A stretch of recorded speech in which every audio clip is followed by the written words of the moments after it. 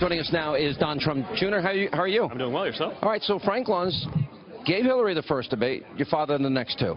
And those Luntz focus groups are pretty accurate, undecided voters. Yep. How did you feel about tonight? I agree with him. I mean, I think we did great. I think he was able to highlight issues. He was able to talk about issues. He's able to talk about her failed track record. You know, he's right. She's been doing this for 30 years. Why haven't any? All of a sudden, she's got all these magical plans. Well, where were they before? This isn't rocket science. Every time my father has talked about something, everyone jumps. They react, right? He talks about TPP. He brings up our terrible trade deals. All of a sudden, everyone flips, and they say, oh, well, no, he's right. He talks about NATO and how it's been outdated and how it needs to adjust. 2 weeks later, NATO comes and says, well, you're right. Now we're going to talk about terrorism, and we're going to react accordingly. How come the outsider, the builder from New York, how come he has to be the guy that brings this up? Well, and everyone reacts. All these corporate politicians. No, but it is, you know, she's become a multi-millionaire since playing on her job. And, you know, your dad's probably losing a lot of money and opportunity costs and all this. So he's lost a lot of money in this and paying his own way. You know what? He doesn't need this job, Sean. He doesn't need this job. He wants to do this job because he wants to give everyone in America, all ethnicities, all backgrounds, the same incredible opportunity that he was able to have, to start a great family, to start a business, to live the American dream. And that's gone. And you know why it's gone? Because people in D.C., who've never had these jobs, they've never done any of these things. They get promised things. They make donations, so they get jobs, and they get high positions in government. We've seen that. Okay? They get deals in Haiti because they donated to the Clinton feathers. That's so bad, isn't it? They take that money, they squander it, they put it in their pockets, they line there. The people in Haiti are saying, what happened? What happened? Where are the things that where's the $10 billion? They don't know. It's disgusting, and that's what's going to stop it. And so I think my father had a great thing yesterday when he said it's time to drain the swamp in D.C. That was the #1 trending issue on Twitter. Let me ask you this, because I think this is important. We had 2 tapes now come out. I just saw James O'Keefe in the crowd here a moment ago. We had 2 tapes come out. One shows that money coming directly from the Clinton campaign, funneled through the DNC, funneled through democracy, whatever, right into the hands of agitators fomenting violence, going back as far as Chicago against your father, and a huge, massive voter fraud scheme that they put in the works. This, to me, hasn't even resonated with the American people yet. No, it hasn't, and it has to get out there. I mean, and that's part of what he was talking about today, okay?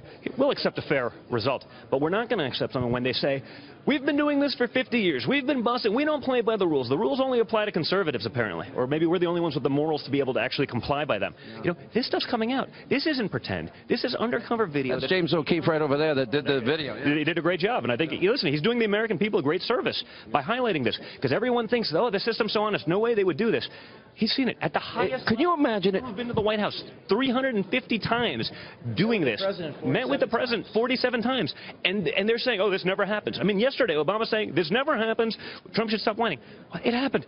A couple hours later. Could you imagine if your father was on tape funding the fomenting of violence? Could you imagine if it was your father or operatives within your father's campaign talking about a massive voter fraud scheme? Sean, they would run him out of the country. And that's the problem. The double standard that exists between the liberals and the conservatives is disgusting. And it has to be highlighted. So I think James did a great job of being able to highlight that, to be able to show the American people. And everyone should go look at Project Veritas and see what happened. Because if you look at it as an American, and I don't care which side of the spectrum you're on, but if you look at it as an American, as a human, okay, and you're not totally disgusted, there's something wrong with you. The last thing, and I've been asking everybody tonight the same question, there are deep and profound differences that we saw on that stage tonight, starting with the Supreme Court saying radical Islam or not, vetting refugees or not, building a wall or not, raising taxes, lowering taxes, eliminating Obamacare, fixing the educational system, energy independence.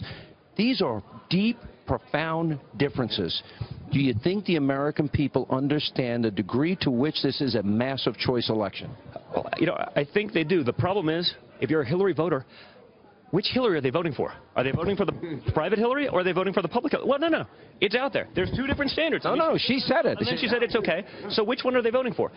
I don't know, but I have a feeling I know the answer. I have a feeling it's to the people that are writing 7-figure checks to her campaign. It's to the people who gave Bill Clinton a $1 million birthday gift from the Middle East. By the way, no, that was Qatar. Do you know in Qatar, this is interesting, marital rape is legal in Qatar? Marital beatings are legal in Saudi Arabia? Double standard. Sean, if we took money from those countries, what would they be saying? They'd be screaming. Oh, it's a double standard, and I'm glad. I'm going to say screaming bloody hell. I'll say it for you. Go ahead. Yeah. Screaming bloody hell. And that's true. And much worse.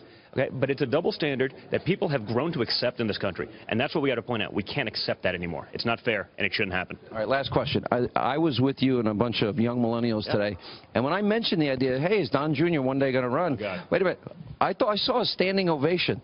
Well, listen, it'd be an honor to maybe do that someday. Right now, my only objective is to get him in there because I want to fix the mess that is D.C. I want to help him implement those policies that are going to bring jobs back to this country. I want to help him implement the policies that are going to put term limits on these guys that are going to prevent people in highest levels of government going and lobbying for other countries to suck American dollars into those countries. I want to fight for the people of this country, and that's what my father's been doing from day one.